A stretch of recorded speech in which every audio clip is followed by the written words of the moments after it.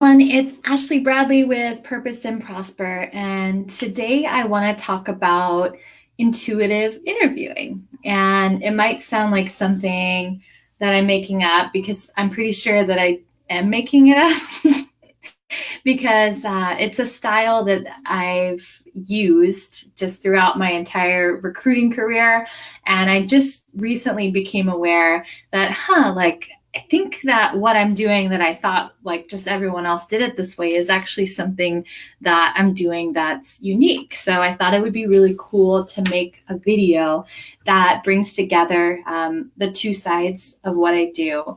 Because if you're not aware, in addition to doing the coaching and all of the life purpose stuff that I do, I actually have a background in recruiting. I recruited in a ton of different industries. I did restaurant industry for a long time within my business, Purpose and Prosper. I still work with businesses that are like purpose driven and mission based companies and help them like find the right people that are a match for their culture and for their organization.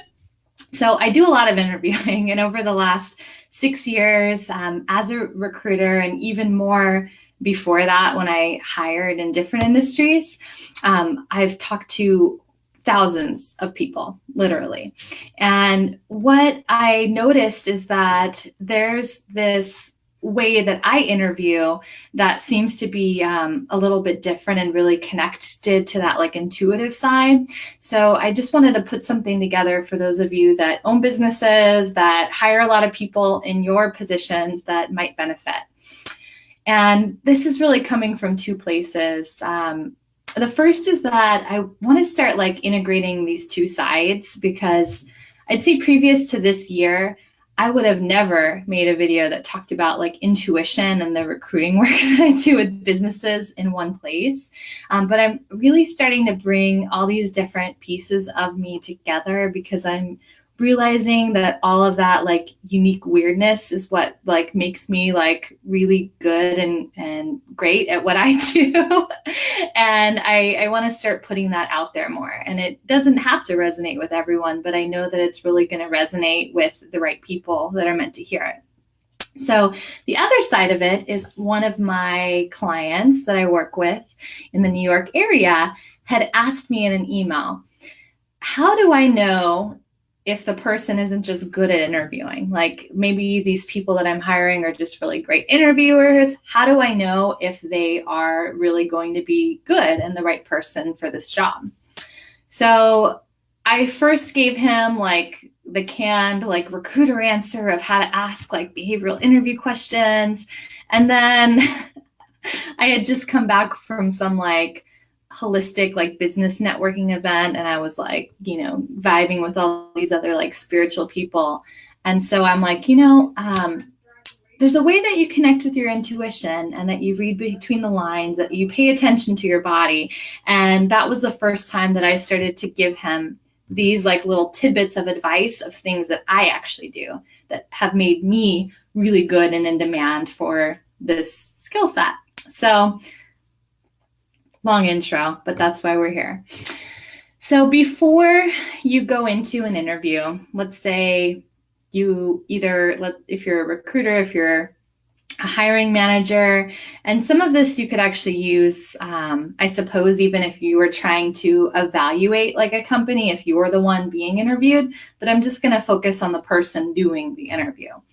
You do want to be like in the right mindset before you do this. So before you start your day or before you go into that interview, I would definitely recommend meditation or something that slows down your mind, that quiets your mind, because we tend to live so much in our logical mind and things just circle around, pointless thoughts. And it's really important that you're connected with like all parts of you. So body, mind, and spirit being like really integrated to be able to do this. And I think it'll come easier for the people that are already like really in touch and using their intuition. But what I've found is that even people that are like super intuitive and into like holistic metaphysical things, sometimes when it comes to business, they like shut that part of them off and they think that it's like not appropriate to bring that. So might be like a little bit of permission giving to actually bring these gifts that you have like into your business life as well. So quiet the mind, do whatever you need to do to just kind of really slow down and be really in tune with yourself. And then before you go into that interview, what I would do is take a moment to just connect with that person, whoever you're going to be talking to or interviewing, whether it's over the phone or in person. Take a moment to just think about that person in your mind. Just think about their name. If you want to close your eyes and just focus on them for a moment, but just try it and see if you can connect with their energy. If you do this all the time, you're going to be like, yeah, I know exactly what you're talking about. If you've never done this before, you might think I'm weird, but that's okay. Just try it anyway. Think of their name and then connect with their energy. And the way that you're going to do that is by noticing if there's any feelings that are happening in your body. Notice if there's emotions that come up. Notice if there's any actually like physical feelings in your body or any thoughts that enter your mind. I know that if this is new to you, you're going to write this off in the beginning and you're going to think that all of this comes from you. But the way that you'll develop your intuition is by actually noticing it, paying attention to it, and just letting it be there and not writing it off immediately. Because we live in this world where we want like proof of everything and definite facts, but that's really not how the world works. And if you're not using this intuitive side of yourself, you're really shutting yourself off from a lot of wisdom that you have. So just try it out. Maybe write down whatever comes with you, from whatever comes to you, and then you can revisit that and see if there was some truth to it or if it was accurate at all. So now let's say you're in the interview. And what I want you to pay attention to are similar things that you focused on that I just mentioned during the interview. So focus on any thoughts that come into your mind. There are times when I start to actually kind of check out and feel a little bit bored during an interview. That's important because there might be something about the person that's boring, or something about the person that's making you just not want to kind of engage with what's going on.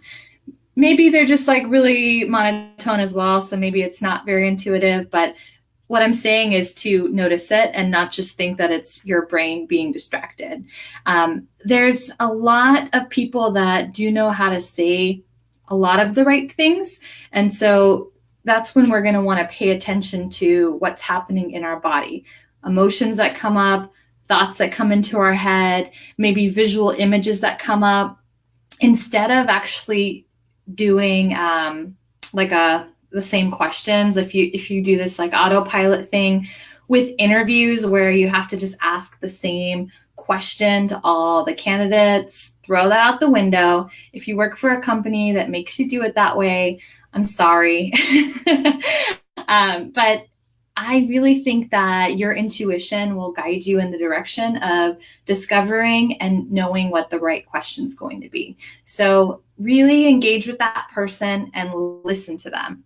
Don't think of like what the next thing is that you're going to say, but be with them, hear them, and notice what's going on in you as they talk.